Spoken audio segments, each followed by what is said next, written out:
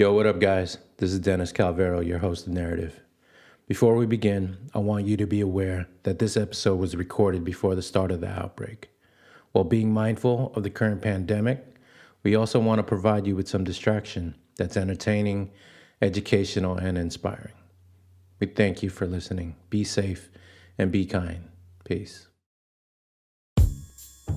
Peace and welcome to Narrative, where we bring you real talk with real people.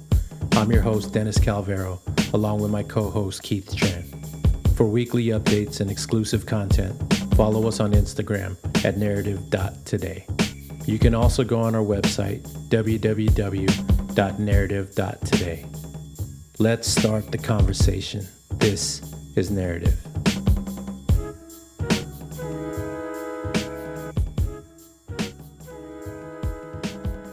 Yo, what up, Keith? Yo, D, what's good, bro? What we got coming on today? So we have Chris and Lee from the Leverage Showroom. That's right. So I think most people are familiar with the Leverage mainly through Chris.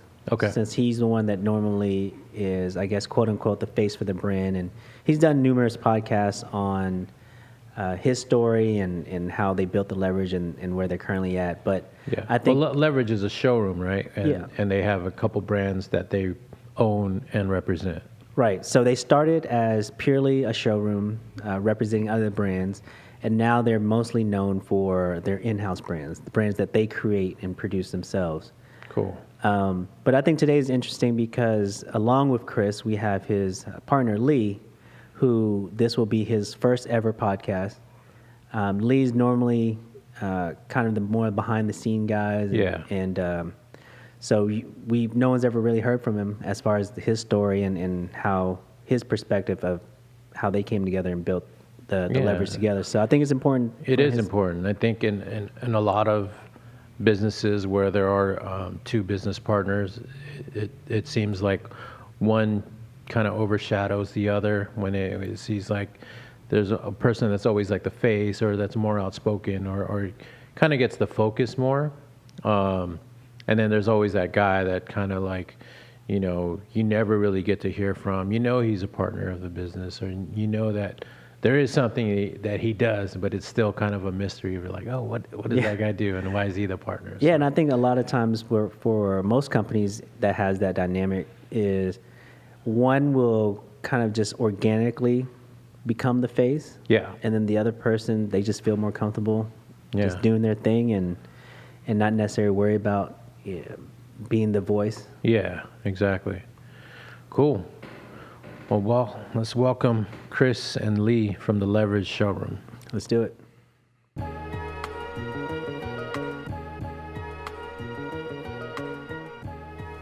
Yo, today we got Chris and Lee from Leverage Showroom. What up, guys? What's going on? Yay, we're here. What's up? Finally got them in. Yeah, definitely. So, you know, Dee and I have always been talking about who we want to bring onto the show and what we want the show to be about. And, you know, we always thought it was important to hear your story, Chris, but also this is the first time Lee's ever been on any type of recording. Right. So I think it's crucial for him to just talk about, you know, what, you know, his background and... There's also this thing about business partners or in any businesses that I feel like there's always been two.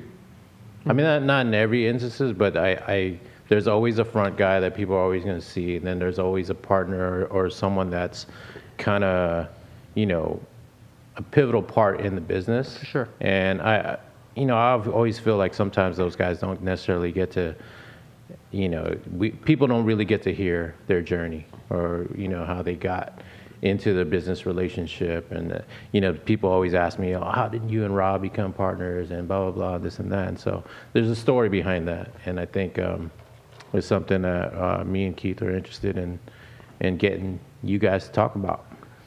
I think even for me, I've done a few of these Yeah. before.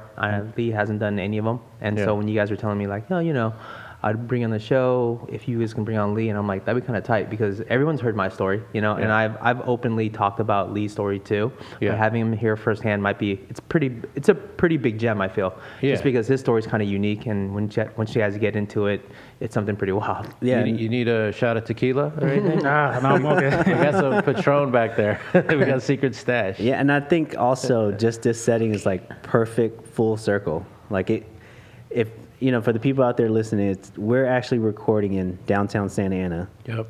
And 4th and Bush. I want to say when I first met Lee and Chris, their office, maybe this is your first office, right? Our first real office. First real office is actually upstairs from where we're recording at right now. Yes. So, I mean, It is full like circle. serendipity.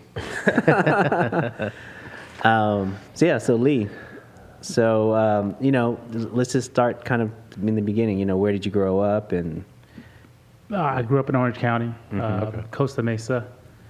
Kind of in the time when I was in high school is when LRG was kind of blowing up. Right. So it kind of introduced something newer to Orange County, like the streetwear scene. Right. It kind of opened up, out of my eyes, I guess, that you usually think of streetwear, LA, New York. After high school, I jumped into real estate. About 2 years after high school, I jumped into real estate. Thought that I was going to do that for the rest of my life. I thought that I'm going to be a realtor. Yeah. Made good money. At 20 years old, I was making like 80 grand a year. 21, same thing. Oh, so you're already selling homes Yeah. at 18. 20. 20. About 2 years after Wow. high school, I jumped in. Wow. The market was super hot. For me as a kid, I was like, yo, this is what I'm going to do for the rest of my life. Yeah. Didn't go to college. No backup plan. I was like, yo, this is cool. Never really loved it, but we made good money. So I was like, all right, this is it. Yeah. The market crashed.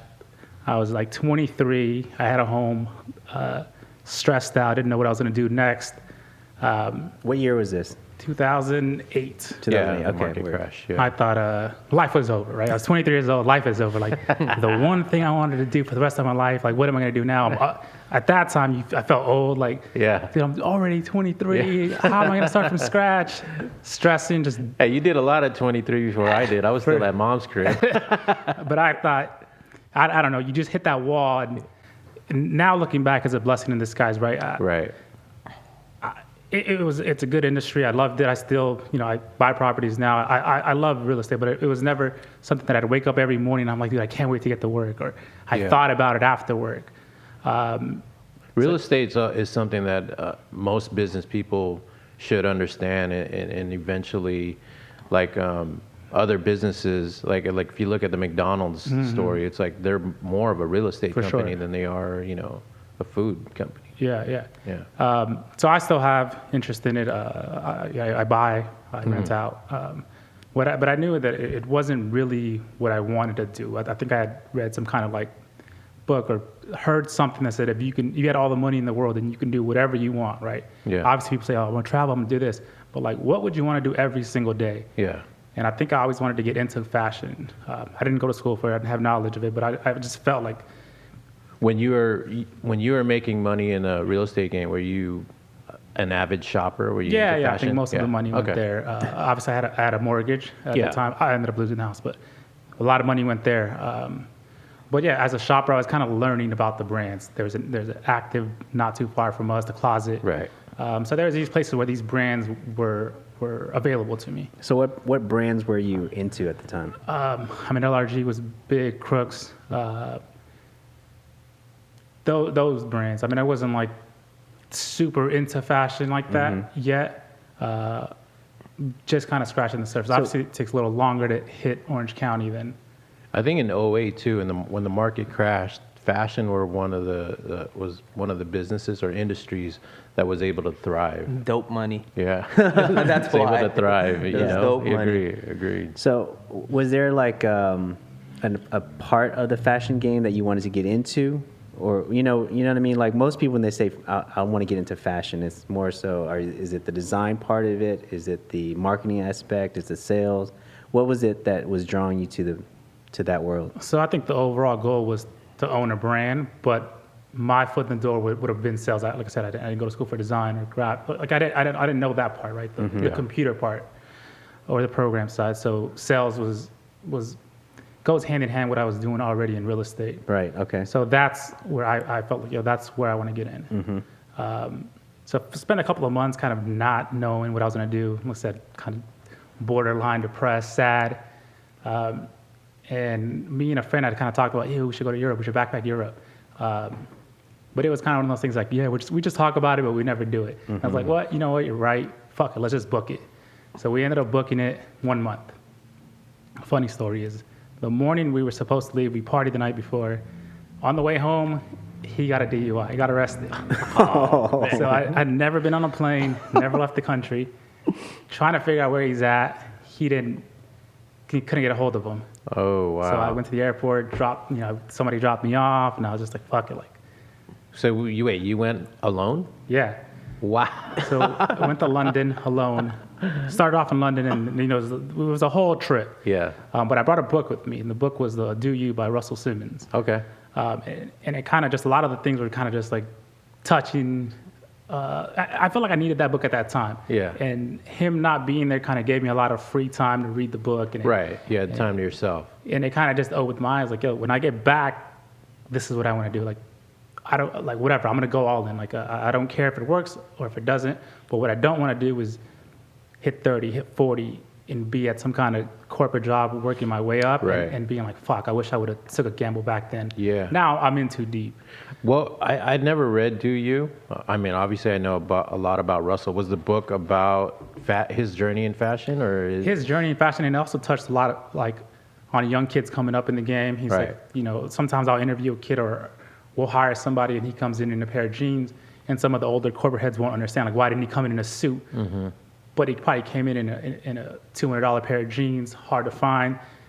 It was just kind of the shift of the times, right? Yeah. So did your homie ever meet up with you? He did. He ended up coming 2 weeks later. He ended up making it out. You know, what's Wow. crazy, Kind of finished off the crazy trip. about that story is that I think it's probably clear for you now in hindsight, but not many people can say, yo, this is the moment in my life that's really where Yeah. I pivoted and it's changed everything. Yeah. Yeah, I guess for me it was. I remember even just being out there, like visiting stores and just seeing stuff out there, and just opened my eyes more to Right. going in Barcelona, these little alleys, and then you find a skate shop, and you're like, fuck, like, this Yeah. life is dope. Like, how do I get in? And Yeah. Barcelona was actually one of the where we had distribution at, and the guys that we were involved with were part of the guys that are opening Black like, Rainbow? Yeah, 24 Quilates Yep. and like all these stores and all that. And so back in '08, I think Bread and Butter was still one of the main Huge. Yeah. shows Huge, that huge. you had to go to. And we got to meet a bunch of the guys that were in the industry, and to see what they were doing in other parts was, I mean, especially with like sneaker culture and fashion in general, was amazing. so I'll just kind of make it quick. How I got back. All right, like my mind was made up. I'm gonna get into fashion. And Yeah. at that time, I'm King, where I met Chris, was kind of buzzing around, kind of like the new thing, right? Yeah. I feel like if I'm going to get into the game, I'd rather go in there. I'd rather get into a smaller brand that I can kind of learn more, absorb more, work my way up, Yeah. as opposed to go to LRG, Stussy. And Yeah. I'm probably just going to be another employee that will always kind of get overlooked. Yeah. So there was a MySpace ad that had posted. They were looking for a sales rep. I applied. I posted it. Yeah, so Chris posted it. Interviewed with him. Came back for the second interview. Were you guys working out of this office here? No, we were working out of the one off of, I want to say off of Warner. I had interviewed right before Warner, but you guys moved like for the Yeah. second interview. You guys okay. were already in Warner. And this is the shitty part is that I actually didn't take Lee, and he actually went to Andy, which is the owner. Yeah, shout yeah. out Andy. Yeah, shout and out he to was like, Andy. "Hey, I didn't get the job as an intern, as a sales rep, but can I intern? I'll do whatever the fuck you want me to do." And so Wow. he'll tell you what he did.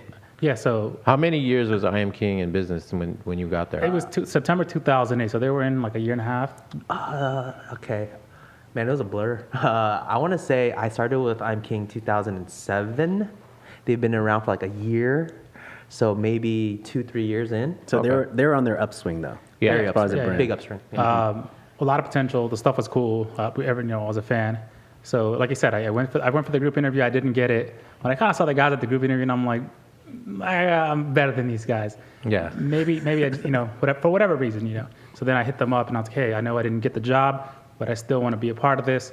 I'll intern for you guys in the warehouse. Yeah. Maybe they were like, fuck it, free work, he'll pack some boxes, and he'll probably be gone in a few months. Yeah. But in my mind was, I'm going to work my way up. I'm going to figure it out. You wanted to persevere, yeah. For sure. Yeah. So 6 months in, the other 2 guys that got hired were gone. That's when the next trade show was, and I kind of got thrown on. And the rest is kind of history. So you were working for free. Yeah. Man, that's crazy. What's crazy too is I remember like there was a time where I was like packing boxes and throwing out trash. But the new Drake, his first mixtape had come out. Yeah, and So it was like, Far Gone. it was like blasting in the warehouse. I was like, this is where I want to be.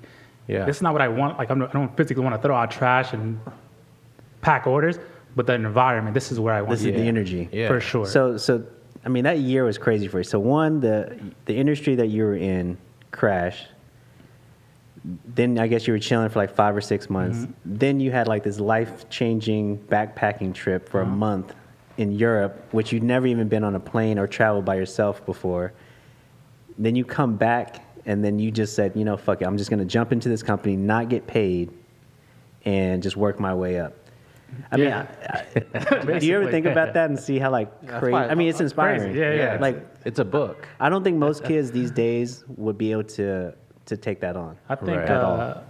we've offered internships or mentorship programs, or like then kids, the first thing they ask is, does it pay? The world is different. It doesn't now. pay, and they're Yeah. just like, nah, I'm good. I'm a I mean, pass. that part of it for sure. I mean, if you break down just that kind of like storyline of that 1 year for you, Yeah. there's so many ways that could have went left. You could have just stopped. I actually you could have had- went, did something else, and I actually had, leading up to like, obviously he didn't hire me. I was obviously, I was still looking for other jobs, right? So Right. Yeah. there was like a deck consolidation job because I was still in mortgages. So I was kind of looking at jobs in that like field. office jobs. Right. Yeah. And I got a job. It was like, at that time, it was like 40,000. I was supposed to start on Monday, and the internship was on Monday. And I needed the money bad. Like, I was Yeah, broke. yeah, Like, yeah, I was yeah. fucking poor. Yeah.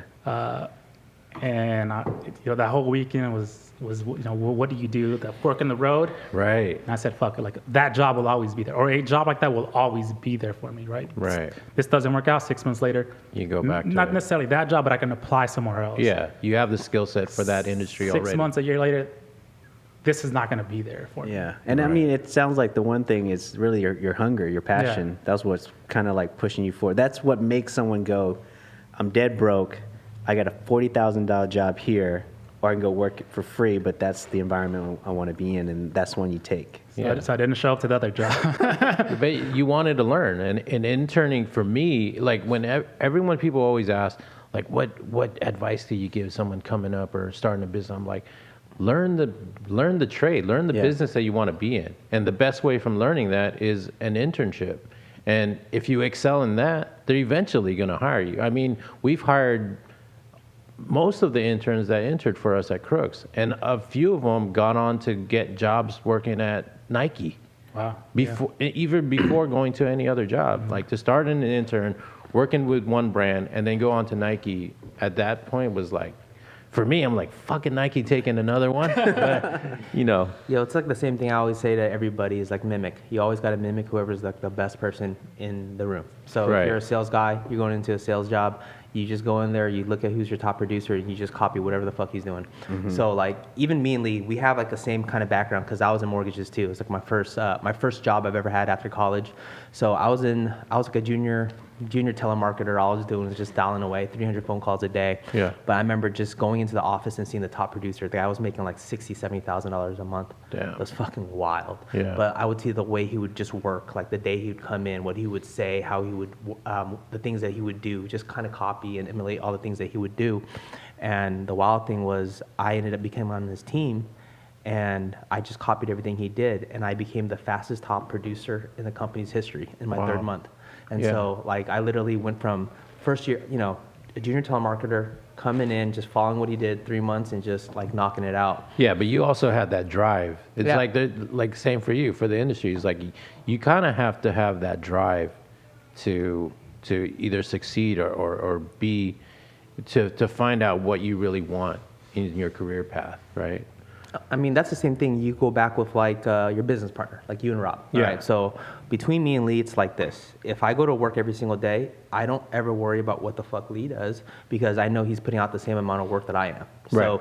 I know some people that get together and be like, okay, how many vacation days are you taking this week, Yeah. this month? How many vacation days are you going to take? Me and him never ask. You know, if he's going to Right. go, he's going to go. Yeah, but I yeah, know right. he's just like me. We're like creatures of habits. Right. I'm going to sit there on the phone or working, and he's the same exact way.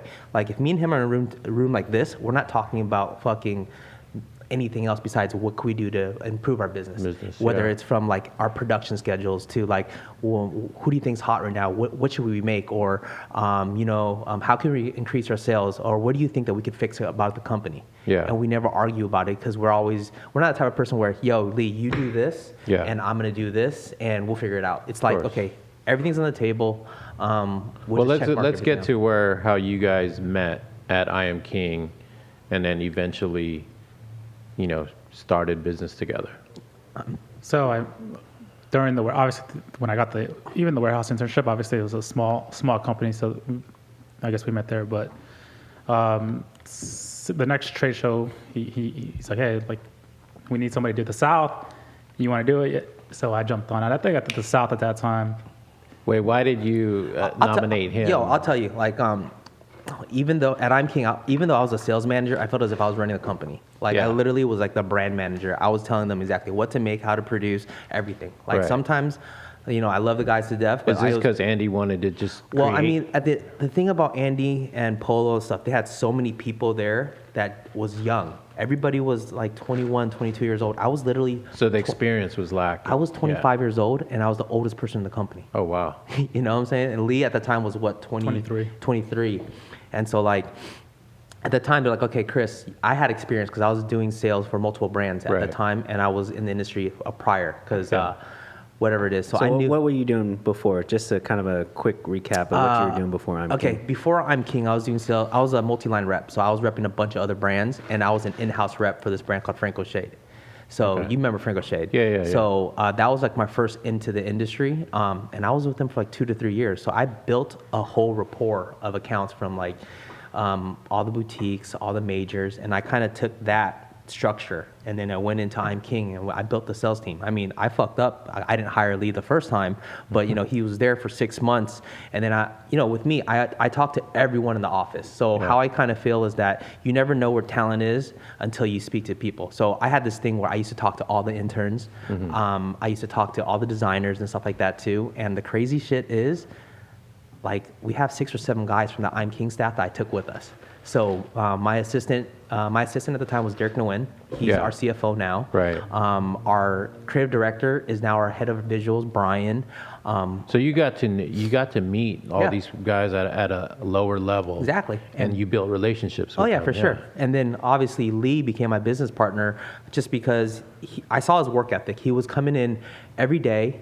He didn't even tell you that, but he would come in at 11 o'clock and work to the rest of the night, just making phone calls. But before that, he was delivering dry cleaning. Dry cleaning. Yeah. That's how I do that on the side. I do it in the mornings. Yeah. Hey, you got to pay the bills. Yeah, for sure. So it'd be And I was like, yo, this kid is delivering dry cleaning. Of course I'm going to let him get a crack. So I let him get a crack.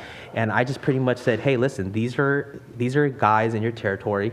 And the funny shit was I was like, yo, just call all these stores in the South and say that, hey, if you carry Yums, do you remember Yums from Soulja Boy? Yeah, Soulja Boy's yeah, brand? yeah. If you carry Yums, I'm King will be perfect. And so he was just calling this list out and just making Did you cold use calls. that line? So I'd basically go on every brand, and they'd have. I mean, now it's so much easier to find stores through social media. Right. You're very well connected, but back then it was. Yeah. Some go, people here's didn't the even have yellow book. websites. Yeah, right? yeah, that didn't exist. So I Right. would go on every brand's website, and if they put a stockist, or write it down. Yeah. I'd figure out a way to find their phone number, Yeah. whether through like Yellow Page, whatever it was, right? And then I'd call the buyer, and then just, one thing that Chris told me is, wherever you call, make sure you find something in common. If I call Dallas, I'm probably going to bring up the Cowboys.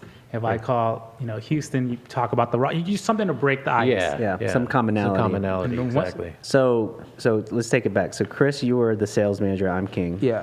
And Lee was working the warehouse. Yeah. He was kind of like a shining star. So you kind of picked him out. I was like, hey, you know what? I'm gonna give you a shot at sales. And then it was, let's take over the South. You know, the funny thing when you mentioned Yum, they're based in Texas. Their warehouse used to be down the street from my house. So I don't would even drive know what by Yums all is. That was so- Yums was like the So hood cool. version of Bape shoes. Yeah. Oh, okay. So, okay. you know, when the colorful Bapes came out, Yeah, Bapes the patent Bape was the leathers. first company to do that. And Right. the Yums just rode the wave and did it in their way. And then Soulja Boy started wearing Yums.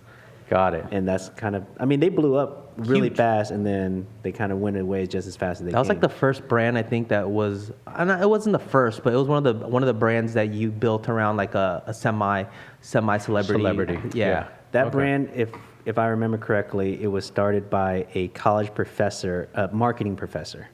So I think he just saw the opportunity. It was like, yo, Yeah. colorful shoes is blowing up. Yeah. Let me just get into it. And then Soulja Boy picked it up, kind of ran with It had a happy face logo.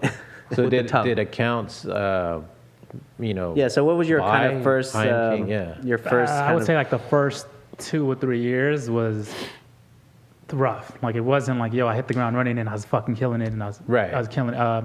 We were still kind of just bouncing back off the recession. So a lot of the stores that I was calling were out of business.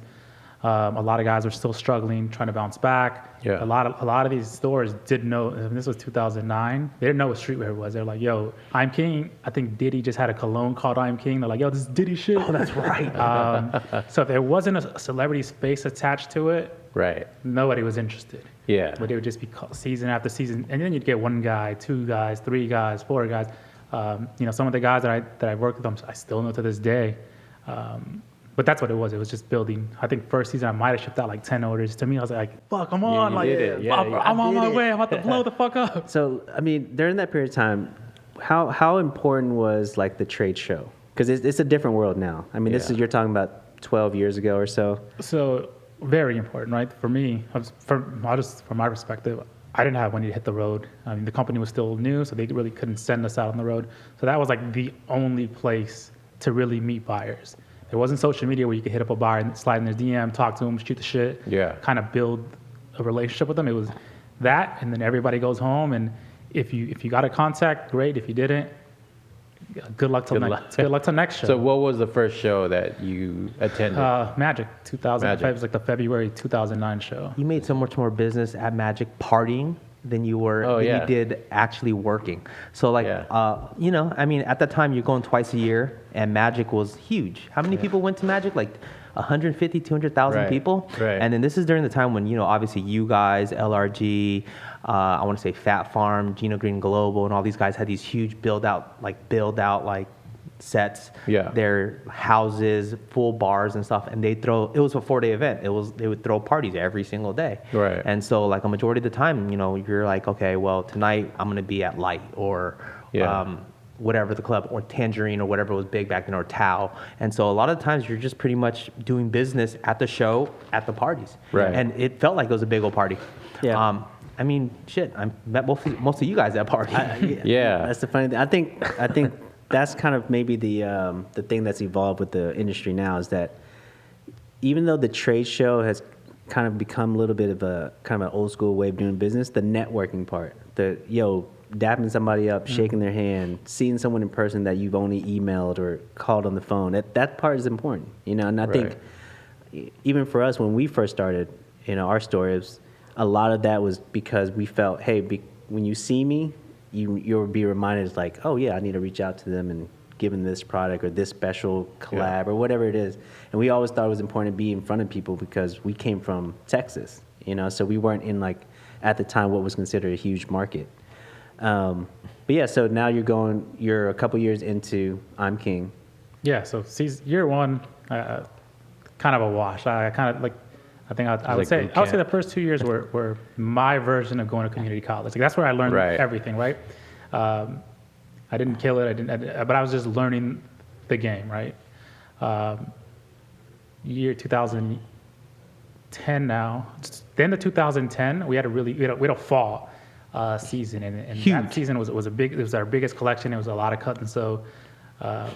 And I did well. I think I booked like 100,000. It was 150,000. We booked 660 total. I still remember. I'm the sales manager, but he'll tell you how much we shipped of it, though. I probably, you know, from not making nothing, right? You're not making no money, maybe $300 a month here. I was kind of building up their MySpace at a time, so I was making a little bit of money there. Yeah. And now I'm like, damn, I'm about to get like a $10,000 check. Fuck yeah, like all the work is about to pay off. I got into like a lot of the stores that I've been chasing for years, Yeah. and the production wasn't delivered.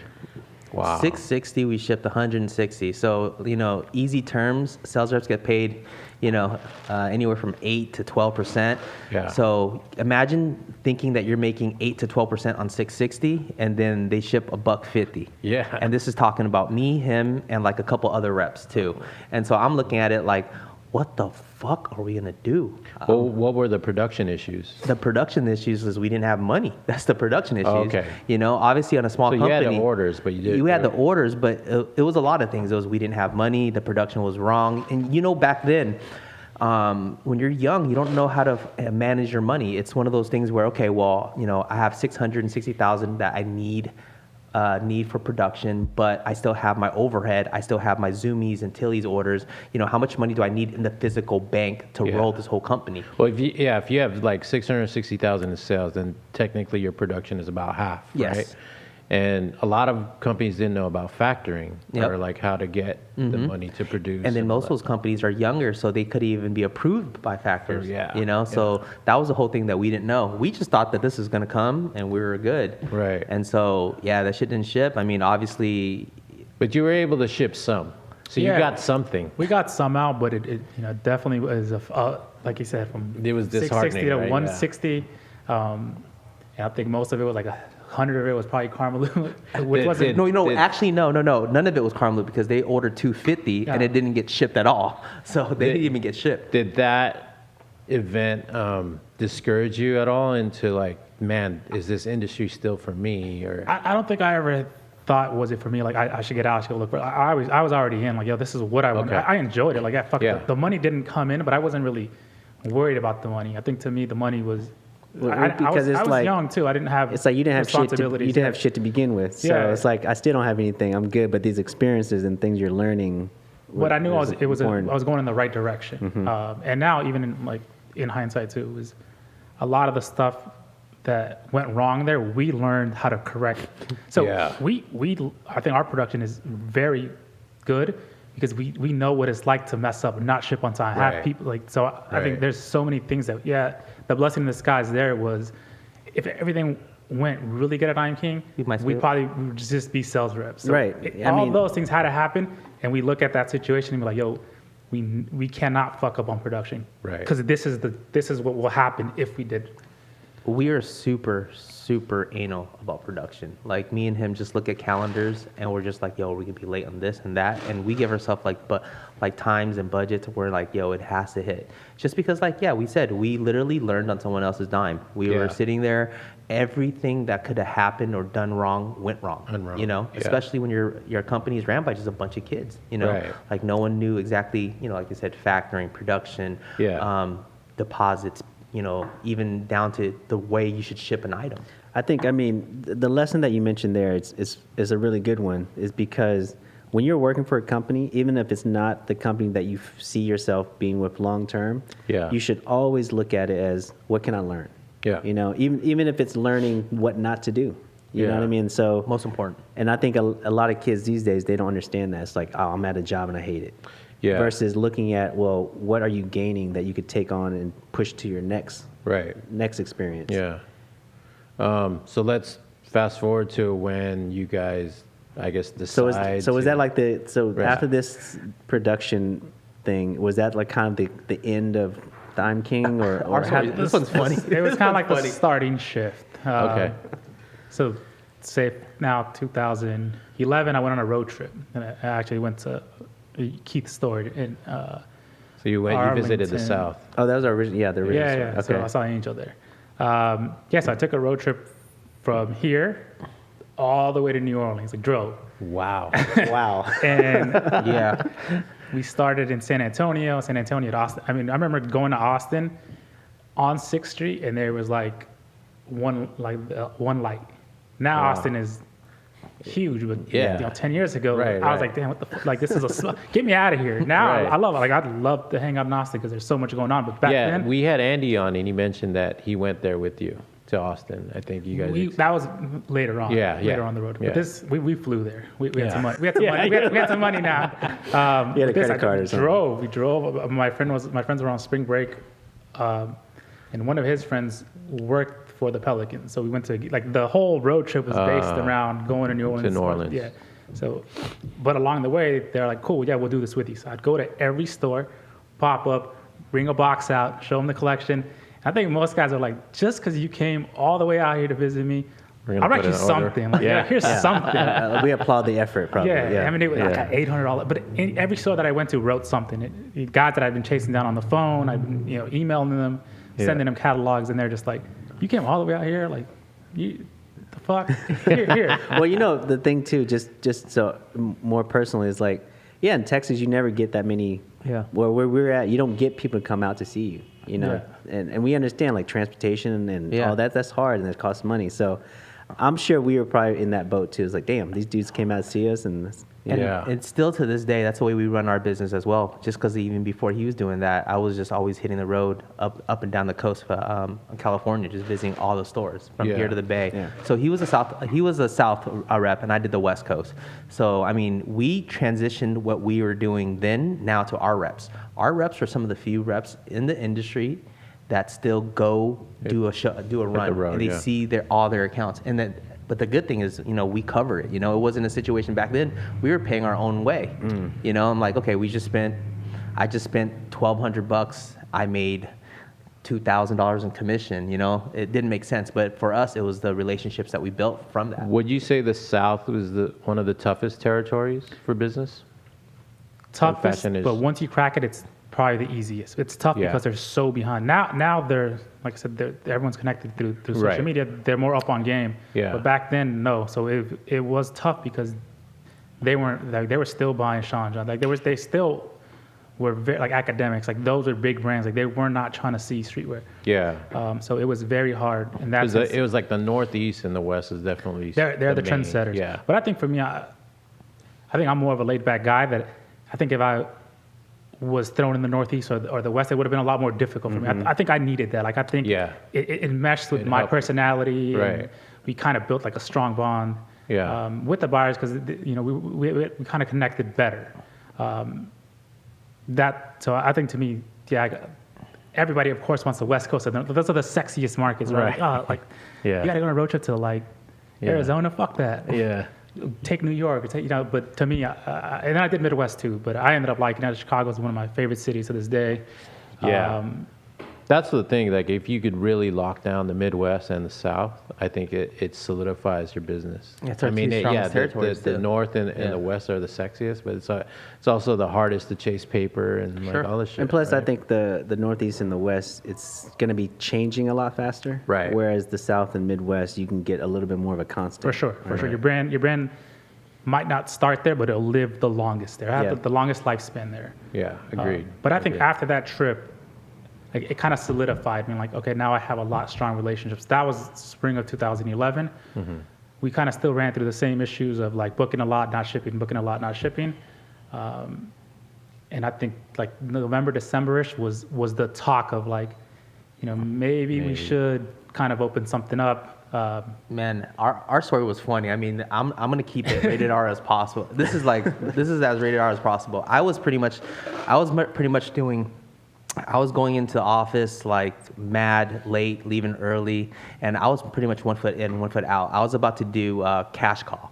So like I literally was about to do loans and stuff like that too. And at the time, Lee was at the office all the time, just doing it. Yeah. And then I was pretty much like frustrated because I've been doing this for long enough, I'm Yeah, not you're getting busting paid. your I'm ass, busting my yeah, ass. right. But I'm like, at least I'm going to the gym twice a day. I'm looking good. But like that's all I cared about. I didn't give a fuck. And my wife was like, yo, what are you doing? Why are you going to the gym twice a day and you're not, working anymore? I got to the point where I was pretty much over it. And so You were married at this point. no, I was Oh, engaged. okay, I was gotcha. engaged at that time. And then, so the funny thing is I had this situation with the dude at the office and I choked him out. I Oh, choked wow. him out. So Wow. I choked them out. It was some squabble at the office. I choked them out. And then they pretty much said I couldn't work from the office ever again. And so I pulled Jerry Maguire. I pretty much said, all right, fuck this, let's do it, Lee. Because me and him been talking about it already. Let's do this. Who's with me? All right. And so me and Lee dipped. Me, Lee, Derek, who's with us still, we dipped. And then we ended up just fucking getting a bunch of brands. So, Lee had a handful of really good brands. And what was it? We had Rossaclot, Russick Dime. I had Publish, the 7th Letter, Mishka, and another brand called Radii. So with that, Radii is the shoes, the right? shoe brand, I remember yeah. them. So with that, me and Lee, we pretty much started the leverage. And so our first employee was Derek. And so we were just like, you know what? Let's just use our relationships and just sell a bunch of these brands. What could happen? They might sell. Our first month in business, we made more money than we did the whole last year. Yeah. At I'm King together combined. Like I couldn't shit you. I was like, why the fuck did we do this earlier? Did you like vet brands that you knew that can ship, or like were Well, at more that time, we were solid? just taking anything we can. Okay. Yeah. You're like, let's We just did- get it all let's and get then weed it out later. Yeah, let's just Got get it all. Yeah. And so at the time, me and Lee, we just pretty much split it. I was like, yo, Lee, you take half, I'll take the other half, put all the money into the pot, and we'll split it. And so, like, So is this the point where you guys decided to find an office? Yeah, this was 2012. 2012, and then we were working out of another. So we bartered an office for a job. So we were Okay. working at the Publish office at the time. Okay. And so we were like, "Yo, can we have your front office? And Yeah. we'll do your brand and do our thing in the front office." I mean, our first office was probably the size of this, like 1/4 of this. The smaller. Yeah. Smaller. Maybe from here to. So Yeah. just a room with Yeah. like your couple Desk. racks and desks. Okay. Yeah, but we thought we were on. We got a job, we got our own business now. Yeah. And then like when we got our first check, I was just like, wow, we really made more money this month than we did me and you combined all of last year. I was like, all right, so we did it. And so we were doing it. So all the relationships we had, we were just caking out at the time. I mean, Yeah. for us, how I kind of felt was like, damn, we're actually making real money. The brands are actually shipping. And so we just did that. And that was like the whole beginning of the leverage. That was Yeah, and then 2012. 2012, like streetwear in general was really Huge. hitting stride. Yeah, it was huge. Huge business. Huge. And then is that when you guys decided to get the spot upstairs from here?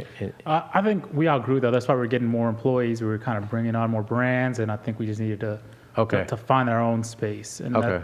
this was super cheap. It was Why did you affordable. guys come to downtown Santa Ana? Because it was cheap. It's like $700. It's like $700. Right. It was literally like, at that time, we were working for free. So whatever, our overhead was very low. It was Right. pretty much pay whatever the reps. We Yeah. have a free office. But then we were just like, I think Blends was the first one out here. So Yeah. Blends was the first one out here. And then I knew that I'm from Santa Ana. He's from Santa Ana too. And so we were just like, you know what? Let's go to downtown Santa Ana. It wouldn't be bad. And then our first office was actually $400.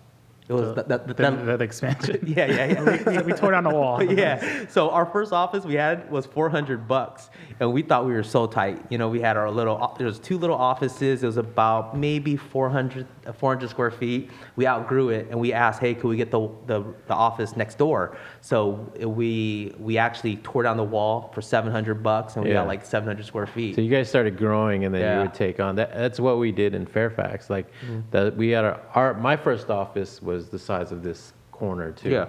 And it was above Flight Club and SLB, Sal Barbier's shop. And as we grew, we like, can we get this one next to it? And it was about the same price. Yeah. I mean, Lee's office was the only one that had AC. Like literally our office, like I had a corner office and the sun would beam and there was no EC going through it. It was Wow. hot as shit. And his office was cold as shit because that was the only room with AC going through. Right. But I mean, right after that, we had this ingenious idea, which I look back at it, and the dumbest idea ever was we wanted to open up a store and have a wholesale in the back. So we moved downstairs and we opened up our store 4th. And so all the brands that we were carrying, we would also sell. And then we would take the back office and the sales guys would work out of it. We're like, Right. all right, fuck, we have all this product. We can make some retail money as well. That's actually a smart idea. Yeah. I think. Until you pit like 15 guys in like one off, 15 guys at 1,500 square feet. It definitely was tight for sure. I remember going to that space, but I think the idea of it, the experience, is kind of what people are doing now. Really, it's like a lot of showrooms are kind of. It's more the other way around, as opposed to as a retail store with a showroom in the back. It's more like a showroom, but you can buy from it. I think a lot of not a lot, but there are showrooms out there that are kind of working in that world now because they're trying to switch it up. Yeah. So once you guys moved out of that space, you went to a much bigger Yes. warehouse. Yeah. So, I mean, during this time, we had just started our first brand. And so we were using a third-party fulfillment center. And Well, before the fulfillment center, there's a storage facility down the street. We literally, one of Chris's friends let us use his warehouse to ship the initial orders. The rest of the stuff that was left over, we took it to the storage facility. Yeah. And we shipped the rest of the orders out of the So storage. you guys did your own fulfillment. Oh yeah, as Mickey Mouse as possible, but it literally at a storage Hey, facility. Like, Hey, I think sometimes you got to scrap it together. Yeah, You know what I mean? we shipped our first orders Yo. out of my boy's house. So. Yo, it took us 2 weeks to ship 14 orders. I still remember it. And we were sitting there, and then we were just counting it, and like I have such serious ADD where I'm like You yeah, count like, it over, I yeah. had to count it over and over, and then we were losing checks too. I remember because at that time we weren't used to doing this back end, so we would Yeah. ship it out COD, and then obviously we didn't understand how long it would take for CODs to come back, and sometimes we would just lose shit. But yeah. So why did you guys choose the Leverage showroom as the name? I think Chris threw a couple of. He's our go-to guy for names. I suck at coming up with names.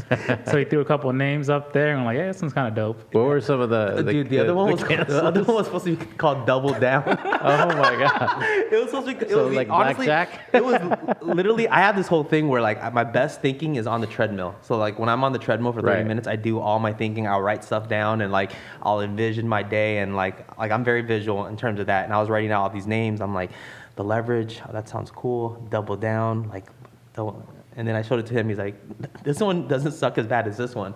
So Yeah. let's just go with that one. A lot of creatives they say like they get a lot of ideas when they're walking. Yeah. And I heard this from another podcast or something. So yeah, you being on the treadmill, I'm sure that's why you're just Mine- on there and you get. Yeah, mine is when I'm driving.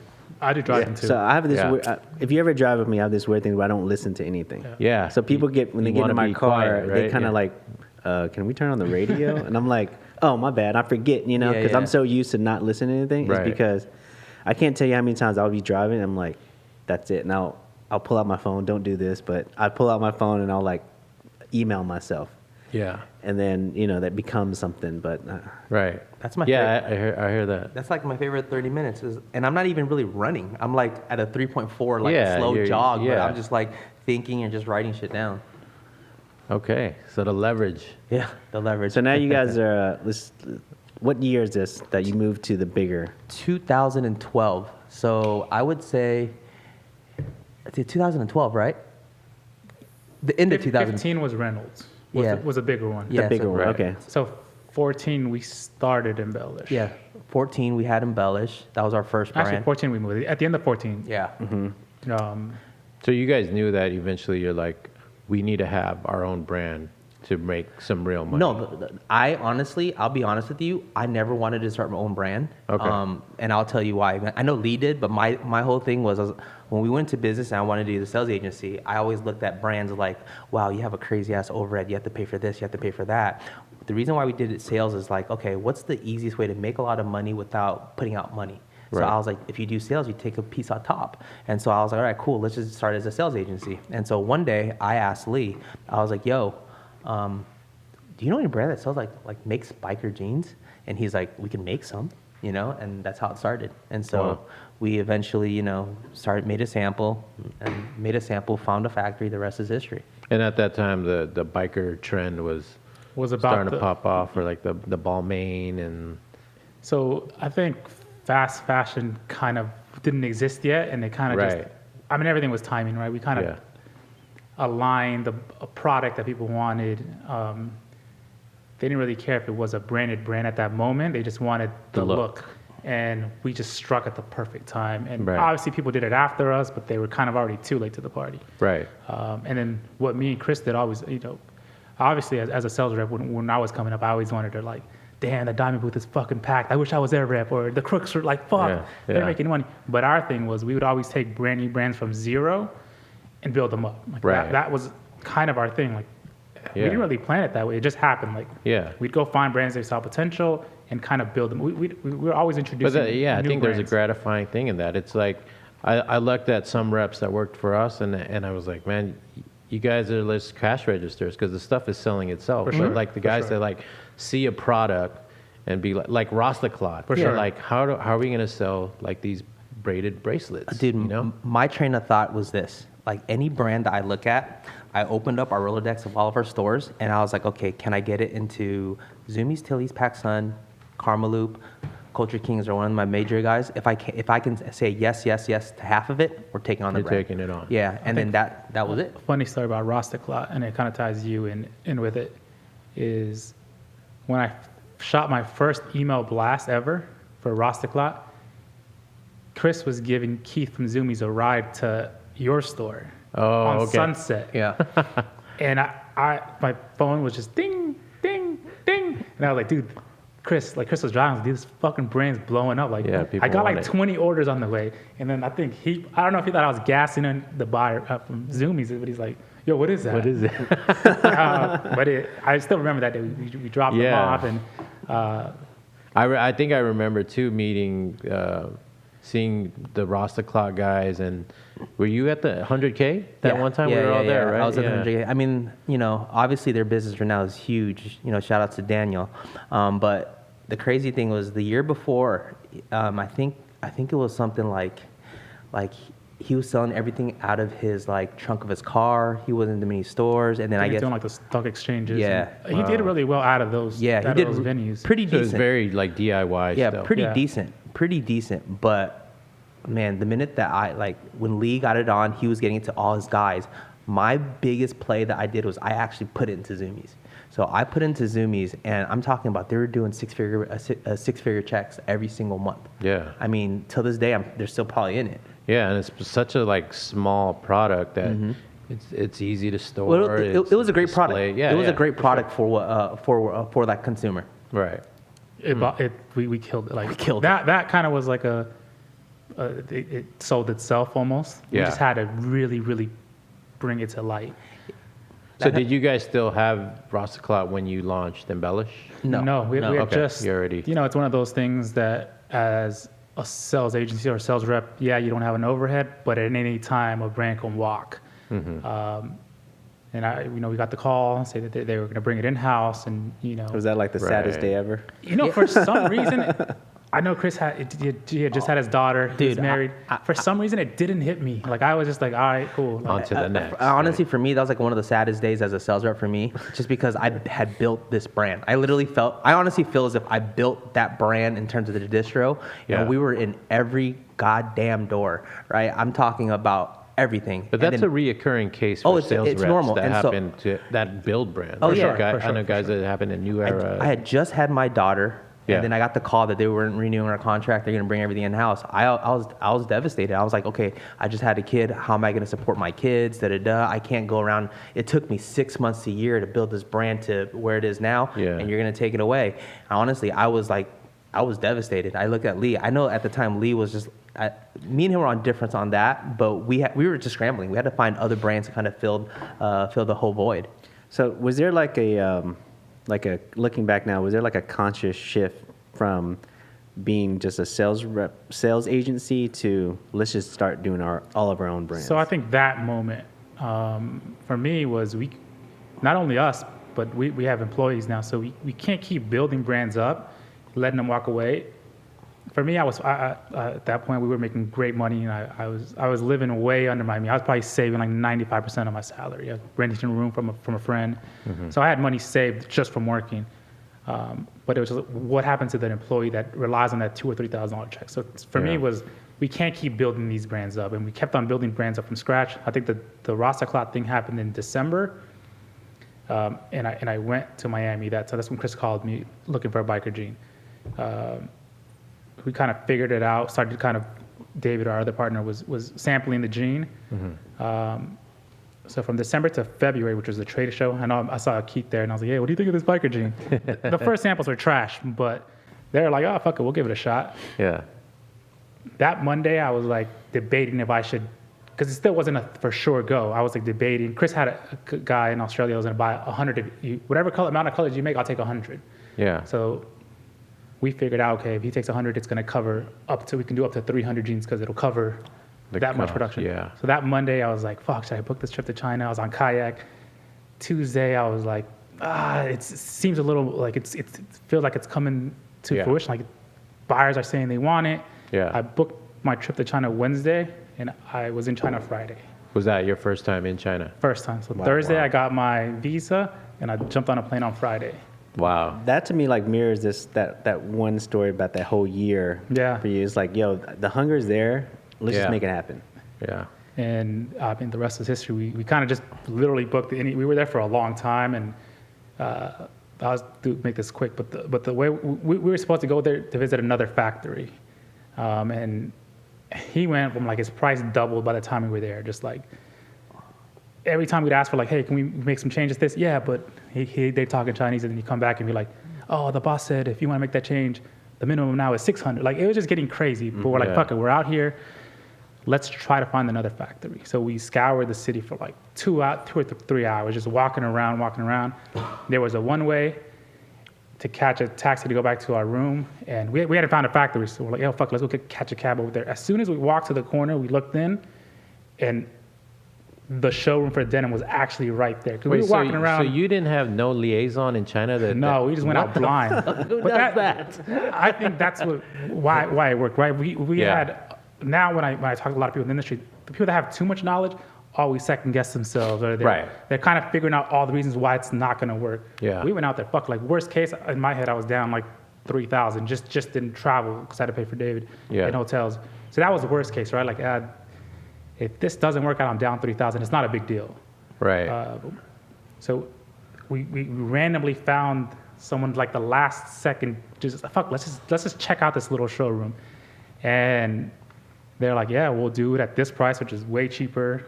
It's like no minimums, and I'll have a sample for you in 7 days. Everybody was like, production is 60 days, samples is 30 days. Yeah. Isn't it crazy how that happens? Because that's happened to me a few times too.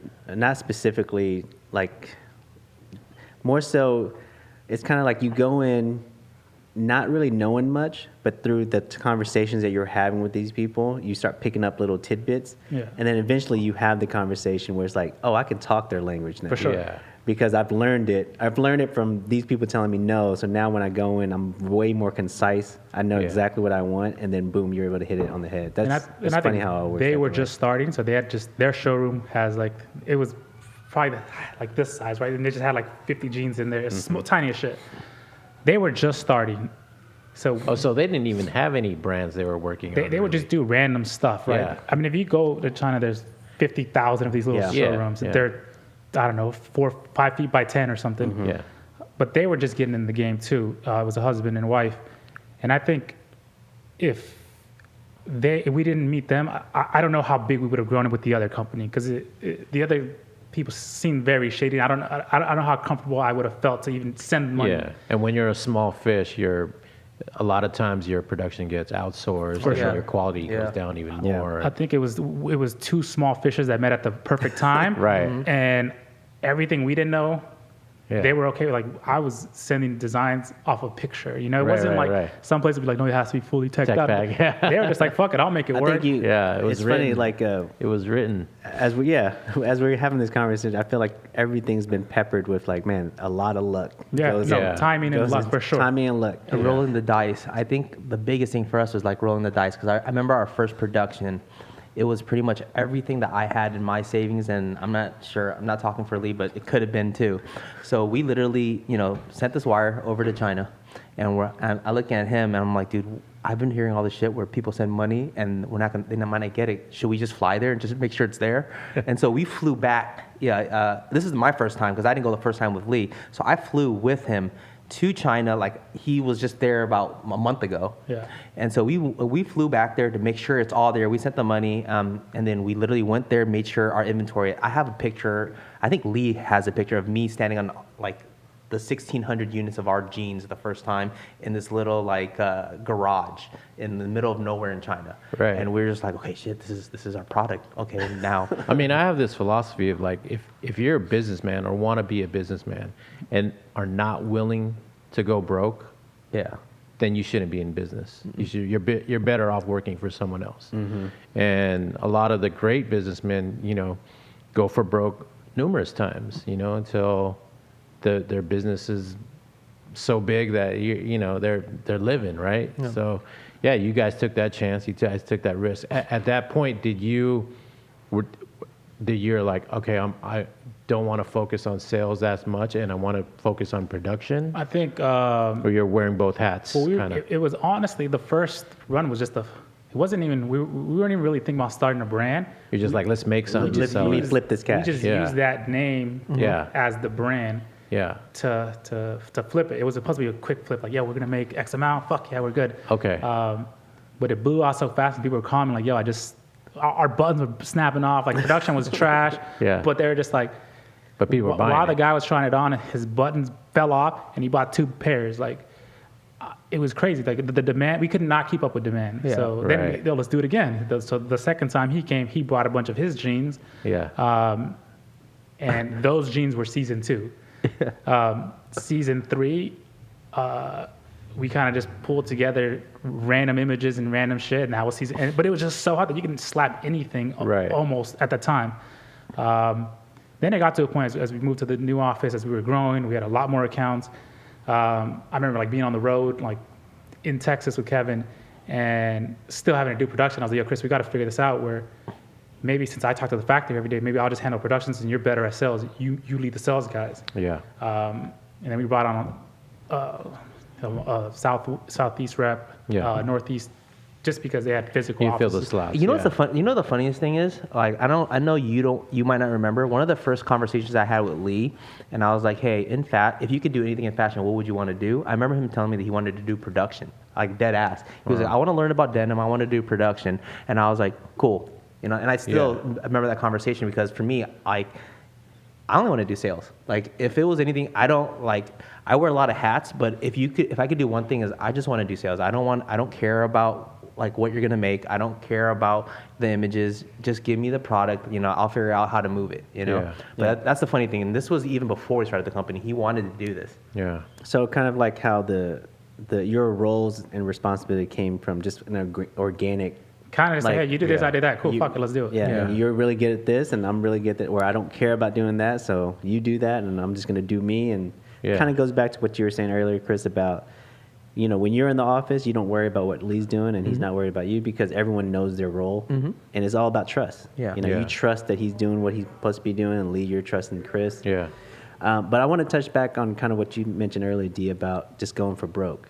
So it sounds like right before you guys started the denim thing, it was probably like that was it. Like if this didn't happen, the leverage might not No, even no, be. we still had Rustic Dime was making us good money. Okay. I mean, if we didn't start any of our own brands, we'd still be in business. I'm not worried Okay. about that. As a showroom. Yeah, as a Yeah. showroom. Right. As a showroom. But would we be here the way? Hell no. So were there any other moments along the journey from that point until now where you felt like it was like, man, this is it? Oh, dude, I had recently, like about like less than 6 months ago, we had an issue with just our production manager, where it was like a hard communication. She chick is wild, but it was to the point where I like had a situation I had to kind of step back, and I kind of took like a whole leave of absence for over a month. It was one of those situations where I got over it. You got to understand when you're working with a company with this many people, you're looking over for everyone's health, their well-being. Like between me and Lee, we still have, we have an HR person, we have a warehouse person, we have a sales manager, we have a marketing, we have this, we have like at least 35 plus people, employee, and to the point where sometimes it's just like, damn, this might be kind of too much for me. And How do you manage stress? dude, that's wild, because like if you know me and you see me normally, you think I manage stress really well, but it's like I complain a lot to my wife, at home, or like Okay. I'll complain to Lee. The only people I ever complain or anything about is to either Lee or my wife, and that's just pretty much it. Because I feel as if if you're a business owner, you got to take it to the chin. Yeah. You're the person that they look at, and But as like, being the able leader. to talk to someone Yeah. about the issues, your problems, But kind of helps. our stress is like a different level of stress course. from, from production, from, Yeah. do we have enough money to run this company? Oh shit, did you see our tax bill? Oh Yeah. shit, we still owe so-and-so and so-and-so. Yeah.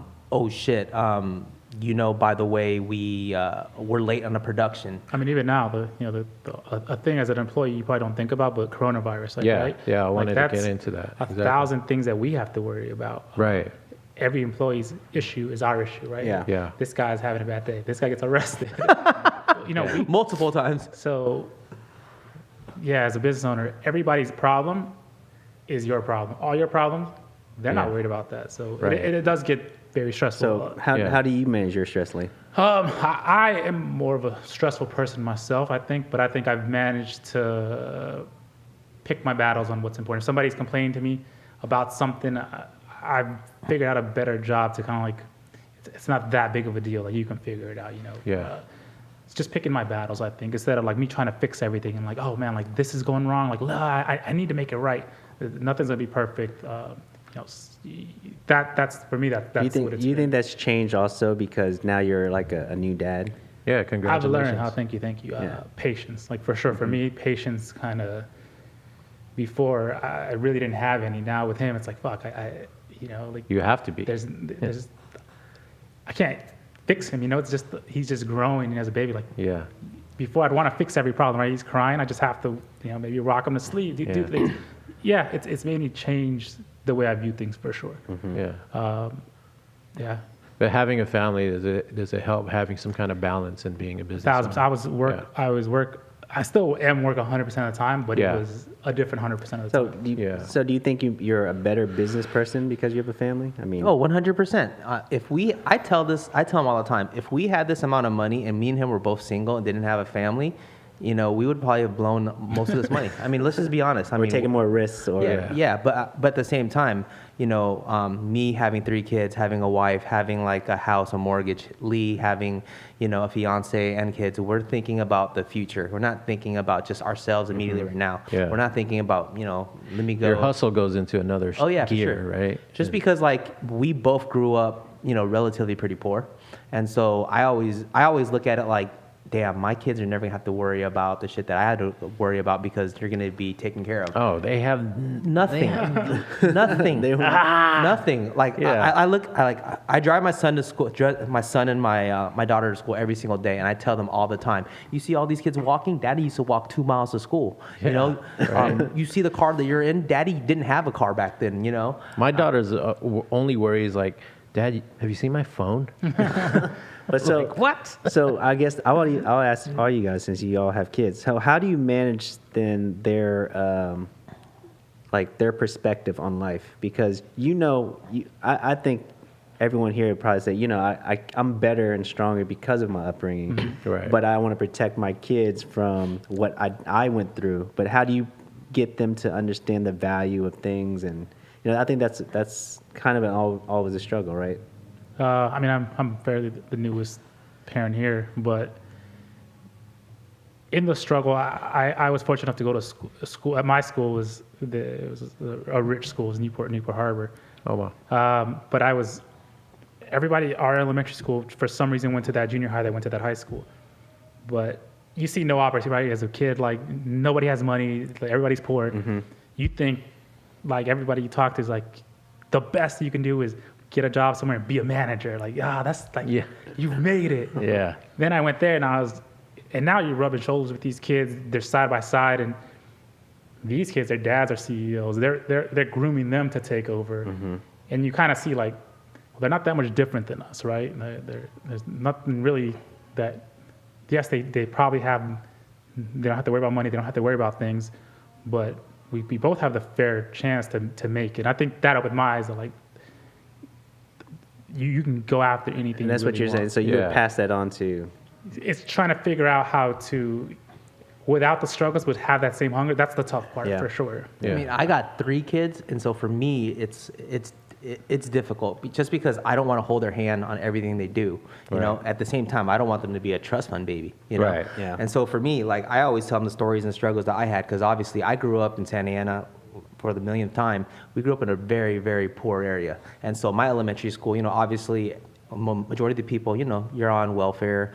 Everyone gets free lunch tickets and whatnot. And then from there, you go to, Fitz, which is our middle school. And that middle school is decent, it was decent. But then this is when you start seeing, oh, wow, they're getting dropped off at school. They actually have like a newer car. And so that's when you realize what the level of you being poor and what middle class is.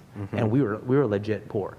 Yeah, and so I always instill it with my kids. I was like, listen, dude, you don't, like, I tell my kids and I tell my wife at the same time, they just gotta just make something out of themselves. They don't have to worry about, the money. But the biggest thing is I want you to actually try. The biggest thing is trying. Because like now, like if my kids didn't do shit, they don't have to worry about anything. Is he gonna have to worry about the rent getting paid? No. Is he gonna have to worry about the lights or like food on the table? No. But as long as he's trying, doing something like active, and plus I'm on my kids' ass all the time. Like everything they do. Like the biggest thing, obviously, we grew up with immigrant families, right?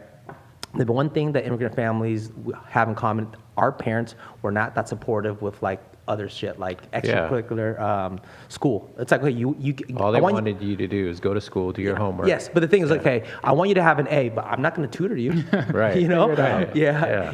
I don't want you to play basketball. It just takes too much of your time. Right. So for me, like my son enjoys basketball. I'm out there every day with him. Right. If obviously we have the means for it. My daughter likes books or music. We're going to put her in whatever she wants to do. We'll give her a tutor. Yeah, I think even us, we felt like having my daughter go to a public school was a good way for her, from one, just socially, like learning, like being with other kids from other different households, different like economic backgrounds. More diversity. More diversity, Yeah. definitely.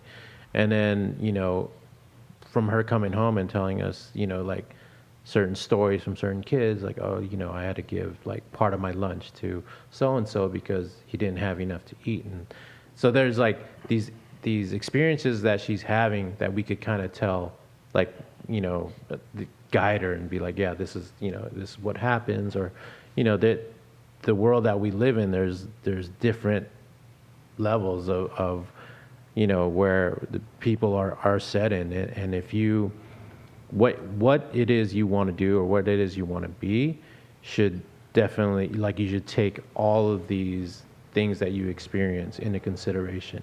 And for us, it's like, how do I mold her? Do I show her that, oh yeah, your father was successful because I was creative, and maybe you're not that creative. What else? Find something that you're good at, right? That's why we got her into sports, and she's in basketball. She excelled. She's playing tennis.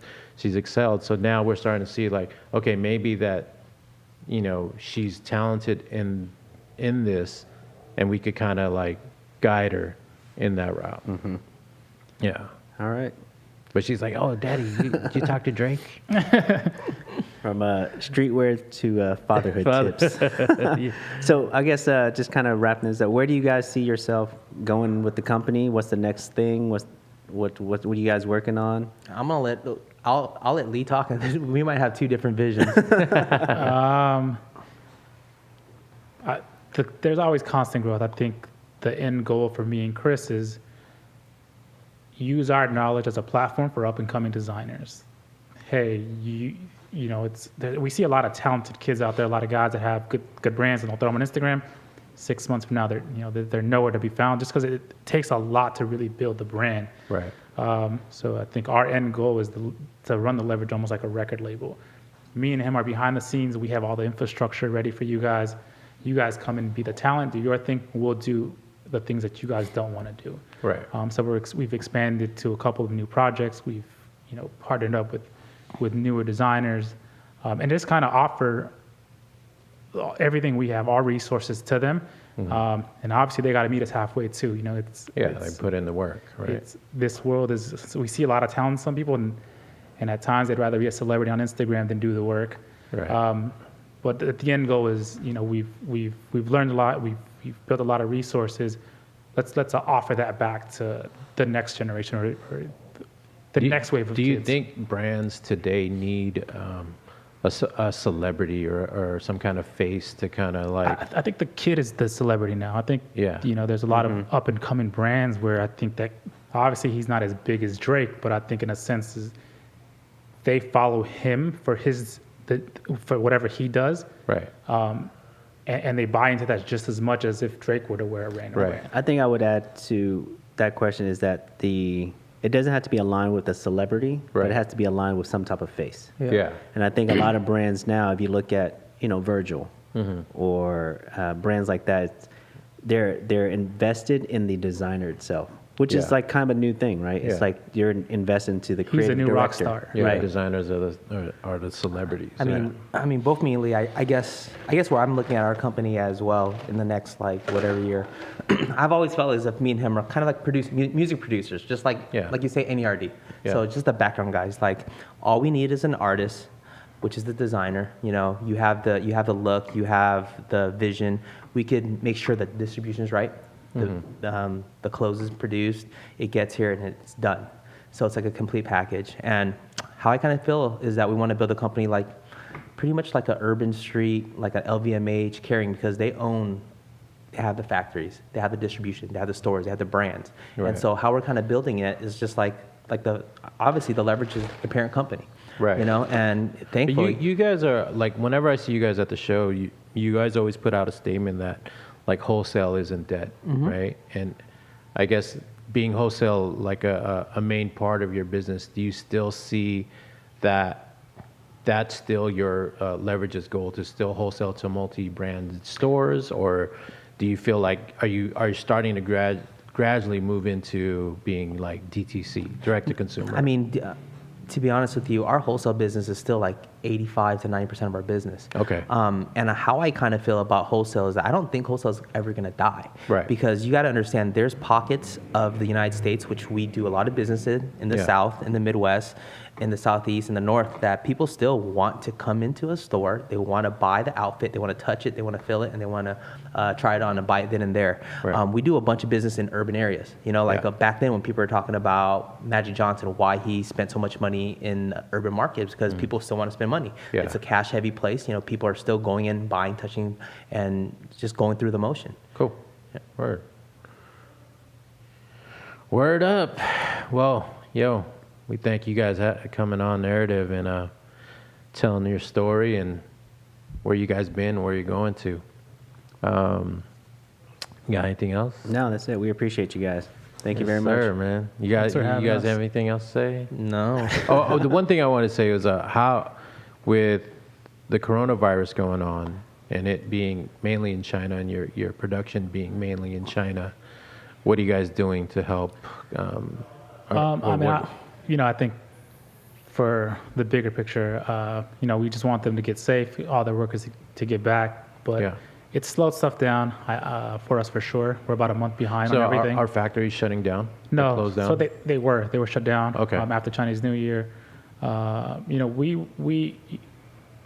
bothered us. We were stressed. Like this is our business, but we were trying to figure out different ways to stay afloat. Like, hey, whatever time they need to get, quarantine, whatever. Yeah.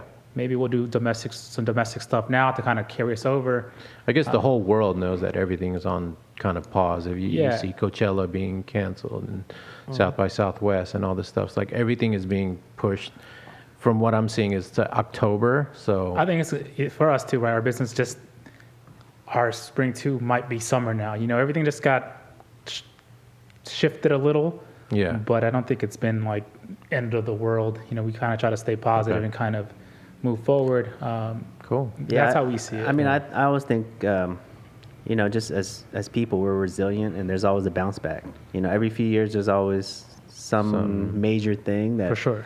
things Yeah. slow down, but we always bounce back, and so.